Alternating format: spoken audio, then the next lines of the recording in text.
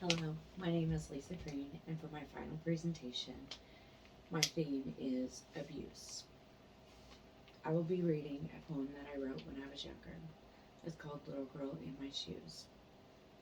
There's a little girl, she's in my shoes. Maybe she'll know what to do. Can she fix what I left behind? Or is it all in my mind? My heart has been broken for a while. Is it because I'm in denial? The pain I feel won't go away, for she pushed me too far yesterday. There is a little girl in my shoes.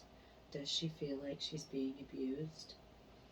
Can she handle all the stress that she took on when she took my shoes?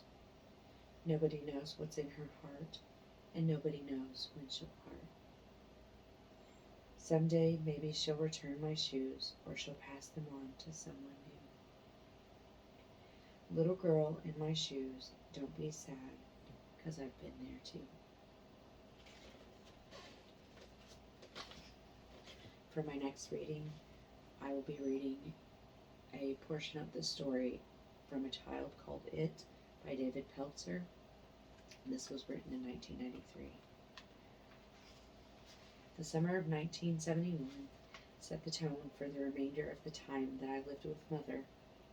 I had not yet reached my 11th birthday, but for the most part I knew what forms of punishment to expect. To exceed one of Mother's time limits on any of the multiple chores meant no food. If I look at her or one of her sons without her permission, I received a slap in the face. If I was caught stealing food, I knew Mother would either repeat an old form of punishment or dream up something new and hideous. Most of the time, Mother seemed to know exactly what she was doing, and I could anticipate what she might do next.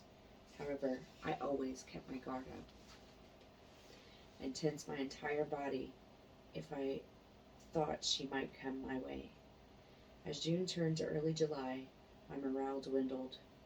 Food was little more than a fantasy. I rarely received even leftover breakfast, no matter how hard I worked, and I was never fed lunch. As for dinner, I averaged about one evening meal every 3 days. One particular July day began like any other mundane day in my now slave-like existence. I had not eaten in 3 days. Because school was out for the summer, my options for finding food vanished. As always, during dinner, I sat at the bottom of the stairs with my hands on my buttocks, with my buttocks on top of my hands, listening to the sounds of the family eating. Mother now demanded that I sit on my hands with my head thrust backward in a prisoner of war position. I let my head fall forward, half dreaming that I was one of them, a member of the family. I must have fallen asleep because I was suddenly awakened by Mother's snarling voice. "Get up here! Move your ass!" she yelled. At the first syllable of her order, I snapped my head level, stood up, and sprinted up the stairs. I prayed that tonight I would get something, anything, to soothe my hunger. I began clearing the dishes from the dining room table at a feverish pace when Mother called me into the kitchen. I bowed my head as she began to babble her time limits to me. "You have 20 minutes. 1 minute, 1 second more, and you go hungry again. Is that understood?" "Yes, ma'am." "Look at me while I'm talking to you," she snapped.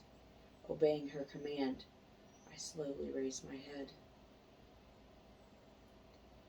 As my head came up, I saw Russell rocking back and forth on Mother's leg.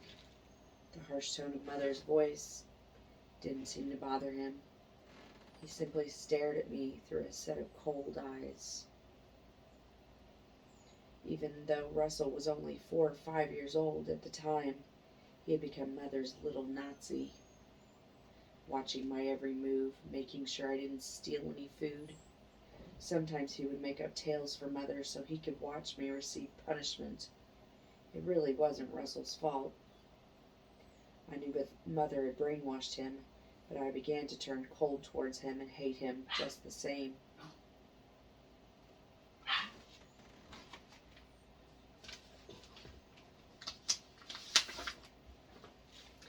Now I will read some lyrics from a song by Eve. The album was called Let There Be Eve, Rough Riders, First Lady. This was released in 1999. Ayo, I don't even know you and I hate you. See, all I know is that my girlfriend used to date you. How would you feel if she held you down and raped you? Tried and tried, but she never could escape you. She was in love and I'd ask her how. I mean, why? What kind of love from a nigga would black your eye? What kind of love from a nigga every night make you cry? What kind of love from a nigga make you wish he would die? I mean, shit, he brought you things and gave you diamond rings, but them things wasn't worth none of the pain that he brings. And you stayed. What made you fall for him? The nigga had the power to make you crawl for him? I thought you was a doctor be on call for him. Smacked you down 'cause he said you was too tall for him, huh? That wasn't love, baby girl, you was dreaming. I could have killed you when you said your seed was growing from his semen. Love is blind, and it will take over your mind. What you think is love is truly not. You need to elevate and find. Love is blind, and it will take over your mind. What you think is love is truly not. You need to elevate and find. I didn't even know you, and I'd kill you myself. You played with her like a doll and put her back on the shelf. Wouldn't let her go to school and better herself. She had a baby by your ass, and you ain't giving no help. Big time hustler, snake motherfucker. One's born every day, and every day she was your sucker. How could you beat the mother of your kids? How could you tell her that you love her but don't give a fuck if she lives? She told me she would leave you. I admitted she did, but came back, made up a lie about you missing your kids. Sweet kisses, baby ain't even know she was your mistress. How to deal with fist fights and phone calls from your bitches. Floss like you possessed her, telling me to mind my business. Said that it was her life and stay the fuck out of it. I tried and said, just for him, I'll keep a ready clip. Love is blind, and it will take over your mind. What you think is love is truly not. You need to elevate and find. Love is blind, and it will take over your mind. What you think is love is truly not. You need to elevate and find. I don't even know you, and I want you dead. Don't know the facts, but saw the blood pour from her head. See, I laid down beside her in the hospital bed, and about 2 hours later, doctors said she was dead. Had the nerve to show up at her mother's house the next day to come and pay your respects and help the family pray. Even knelt down on one knee and let a tear drop, and before you had a chance to get up, you heard my gun cock. Praying to me now, I ain't God, but I'll pretend. I ain't start your life, but nigga, I'm gonna bring it to an end. And I did, clear shots and no regrets. Cops come and lock me under the jail. Nigga, whatever, my bitch, fuck that, my sister. You could never figure out, even if I let you live, what our love was all about. I considered her my blood, and it ain't come no thicker. Love is blind, and it will take over your mind. What you think is love is truly not. You need to elevate and find. Love is blind, and it will take over your mind. What you think is love is truly not. You need to elevate and find.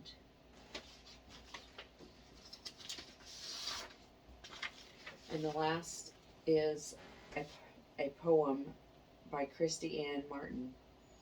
I left my memories behind in search of freedom.